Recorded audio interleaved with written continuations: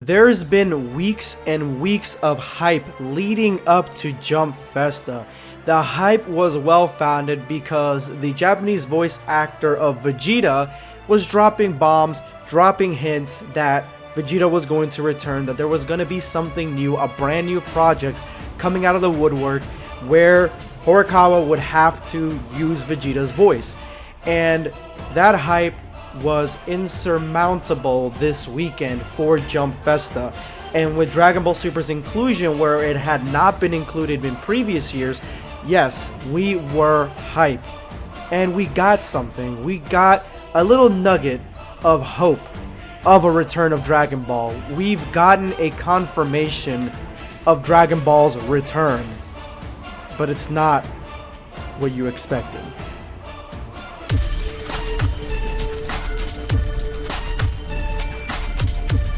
Prepare yourself, Dan Saiyan. If you are new to the channel, make sure to hit that subscribe button and turn on notifications. That way you never miss an upload. These are today's hashtag End of Video Squad winners. If you would like to join them, make sure to watch till the very end of this video. Drop your comment with the hashtag End of Video Squad for a chance to be featured in my next video. Day 1 of Jump Festa came and we got nothing.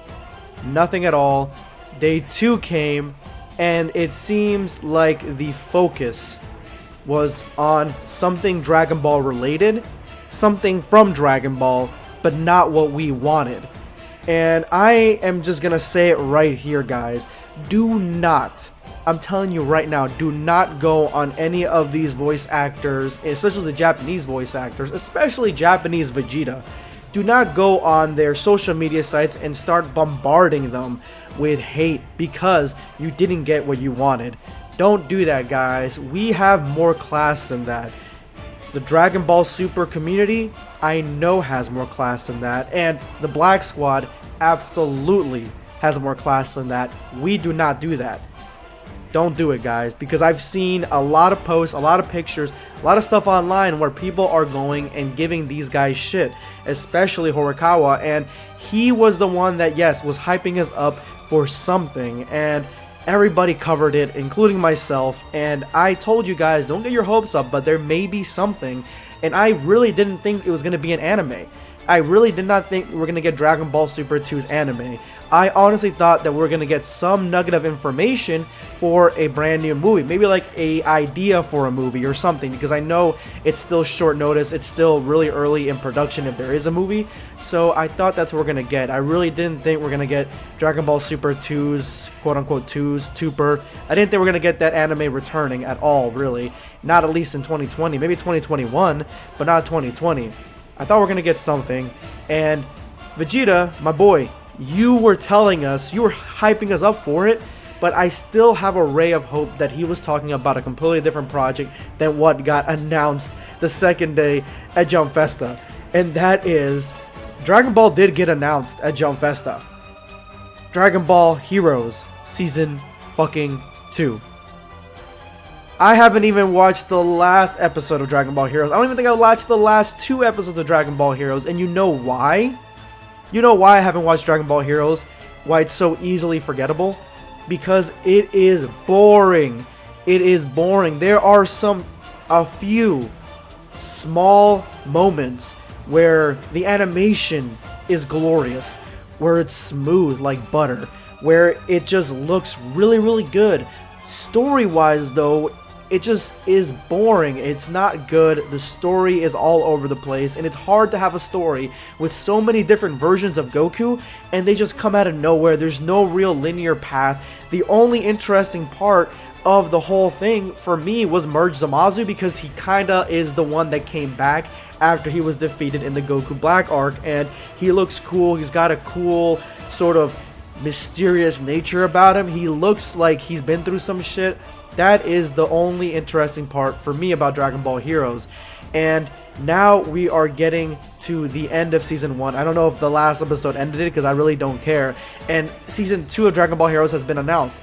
Guys, if Season 2 of Dragon Ball Heroes has been announced for 2020, then there is no Dragon Ball Super 2 anime coming in 2020. I predict that we were going to be getting an announcement of Dragon Ball Super movie 2, the next one, coming out. We're going to get that announcement this year in 2020. At some point, they're going to drop something saying, this is the idea that we're going for. This is what we're doing. Maybe some promotional art, something along those lines. I don't even think we're going to get a trailer. I think that's what they're doing, because why would they drop Heroes Season 2 when this is a promotional anime? It was supposed to be short, and they're going to drop this season in a year and then try to drop another season of Dragon Ball. I mean, I would love to have two things, don't get me wrong, and there are aspects of Heroes that I don't hate, but I don't think that's the case. I think that they're holding us over with Hero Season 2, and there is no super anime, which I could be wrong, but it looks like in 2020, I don't think that's the case. I think that we're going to just get a hint of a new movie. Hero Season 2. Make a better story. Focus the story on a better hero, villain. Focus on one each. Don't have all these guys and goons coming out of the woodwork. And number one, if you're not even going to have the story, because the hero story is convoluted, it's all over the place. If you're not even going to have the story, focus on the animation. I know all your best animators went to go work on One Piece, but still, focus on the animation. If Season 2's animation's off the chain, if it looks like that one clip of Goku versus Hearts that we saw like a few months back, where they actually tried, if it looks like that, like throughout, then I would watch every episode of Heroes and I would review it. But it's not looking that way. It doesn't look that way. I saw Gogeta transform and it looked lame. How are you going to make Gogeta look lame? So if Heroes 2 does come out, again, if you're not going to be working on the story, make the animation look slick. Basically all I have for you guys today. It is a very sad day to be a Dragon Ball Super fan. But as a wise man once said, some people need Dragon Ball Super to live. Others just need Dragon Ball. And we are getting a lot of Dragon Ball in an official sense and a fan-made sense. So there you go. Follow me on Twitter for more gems like this.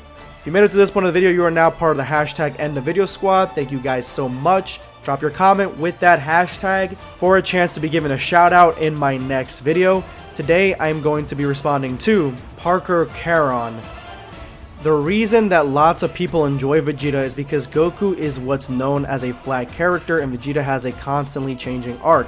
Vegeta had a lie that he had to overcome as of the Saiyan arc, being he believed that he was the strongest Saiyan and was constantly looking at the hierarchy of the Saiyans and that he would not be defeated by a lower class Saiyan. He has a large quantity of character development which is supported when you look at Goku versus Vegeta and their stances about to face off for the first time in defeat of Buu, with them giving a thumbs up to each other. It is very different, and Vegeta especially. People are inclined to be involved in a story with an ever-changing character and people constantly developing. Exactly. I think Totally Not Mark made a video about that where Vegeta is a much more interesting and evolving character and Goku kind of barely evolves and he kind of stays the same. Well, I mean, he's involved, but more in a negative sense, like he's gotten dumber. When you state that you enjoy the dub of Goku's I Am speech, the reasoning that they didn't follow the heroic version of Goku is because this is a vastly different than the original in the manga. Even Toriyama states that he doesn't like the rendition is because Goku wasn't intended to be portrayed like this. I liked it because of the speech. Again, that's another version of the dub kind of fucking us over because I like that speech a lot and that's what I thought that we were going with. But if Toriyama didn't want to go in that direction, they should have never made him give that speech, which I think that Dragon Ball Z Kai fixed. I believe that the reasoning for Miris simply going with Whis is because Miris knew that there would be punishment and that there would be no point because either Whis would revert time and stop him or Miris would be erased and would cause no positive effects. I was thinking that after I recorded my audio that yeah, he kind of just left with him because of the fact that he had no other choice. I don't think that Miris can defeat Whis. And I think that if he tried, he would be erased. It doesn't really explain how they get destroyed if they break the rule. It doesn't explain that, so it could be like instantaneously or the Omni King could do it. I don't know really, but yeah, I was thinking about that. But at the same time, story wise, it doesn't really make any sense for him just to leave and be only a teacher to Goku. Or I guess it does make sense, it just pissed me off because I wanted more out of Miris. But it does make sense that he would just leave with him because he had no other choice. Anyway, I know this is a long one, but thank you, Parker, because this is a lot that you put here, and I haven't answered a huge one yet for my end of video squad, so thank you so much. This is going to be Blackscape signing off. Take care, guys.